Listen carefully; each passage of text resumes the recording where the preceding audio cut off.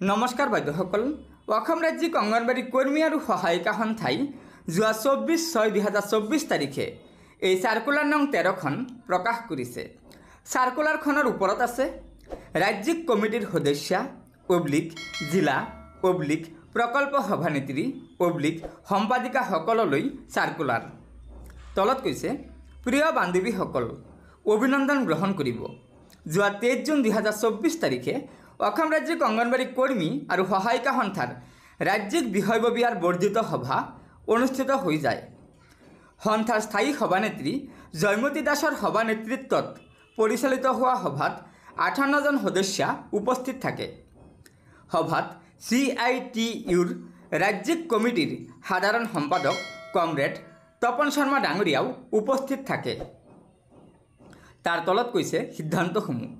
1 number সিদ্ধান্ত আছে যোৱা 20 জুন 2024 তাৰিখত মহিলা আৰু শিশু বিকাশ বিভাগৰ মন্ত্ৰী মাননীয় অজন্তা নেওগ ডাঙৰীয়ানী, মহিলা আৰু শিশু বিকাশ বিভাগৰ সঞ্চালক মাননীয় ৰাহুল দাস, বিভাগীয় সচিব মাননীয় মুকেশ চন্দ্ৰ সাহু, যুটীয়া সঞ্চালিকা আৰু উপ সঞ্চালিকা চমচেৰা হাজৰিকাৰ লগত হোৱা আলোচনাত মন্ত্ৰীগৰাকীয়ে দায়িত্ব লৈ সন্থাৰ দাবী মীমাংসাৰ খৰতকীয়া পদক্ষেপ ল'ব বুলি দিয়া আশ্বাসৰ ভিত্তিত অসহযোগ আন্দোলনৰ কাৰ্যসূচী সাময়িকভাৱে স্থগিত ৰখাৰ সিদ্ধান্ত লোৱা হৈছে। 2 নম্বৰ সিদ্ধান্ত আছে কৰ্মী আৰু সহায়িকাই সন্মুখীন হোৱা কেন্দ্ৰসমূহৰ সমস্যাবোৰ ৰাজ্যিক সম্পাদিকাক লিখিতভাৱে অতি শীঘ্ৰে জনাব লাগিব, কিয়নো জুলাই মাহৰ প্ৰথম সপ্তাহত মাননীয় সঞ্চালক মহোদয়ক পুনৰ সাক্ষাৎ কৰিব। 3 নম্বৰ সিদ্ধান্ত আছে 10 জুলাইৰ দাবী দিৱস CITUৰ সহযোগত প্ৰতিখন জিলাত আন্দোলন কাৰ্যসূচী ৰূপায়ণ কৰা হ'ব।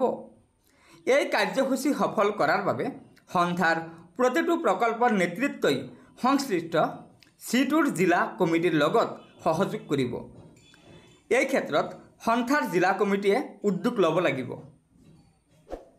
4 নম্বৰ সিদ্ধান্ত আছে 2023 চনৰ সদস্য ভৰ্তিৰ মাচুল আৰু ৰচিদ বহী অহা 28 জুনৰ ভিতৰত ৰাজ্যিক কেন্দ্ৰত জমা দিব লাগিব।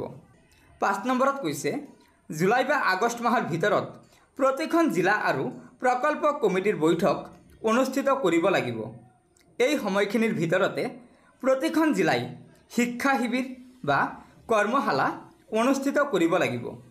ধন্যবাদ সহ সভানেত্ৰী জয়মতী দাস, সম্পাদিকা প্ৰধান ইন্দিৰা নেৱাৰ।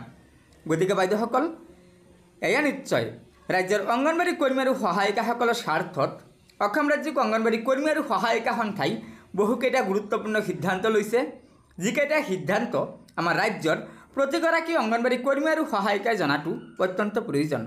সেয়েহে লগৰ বান্ধৱীসকলক ভিডিঅ'টো শ্বেয়াৰ কৰি আজিৰ এই গুৰুত্বপূৰ্ণ খবৰকেইটা জনাই দিব আৰু পৰৱৰ্তী সময়ত ৰাজ্যৰ অংগনবাড়ী কৰ্মী আৰু সহায়িকাসকলৰ বিভিন্ন খবৰসমূহ সম্পূৰ্ণ শুদ্ধ তথ্যৰ ওপৰত পোনপ্ৰথমে পাবলৈ অনুগ্ৰহ কৰি আমাৰ এই চেনেলটো ছাবস্ক্ৰাইব কৰি ল'ব।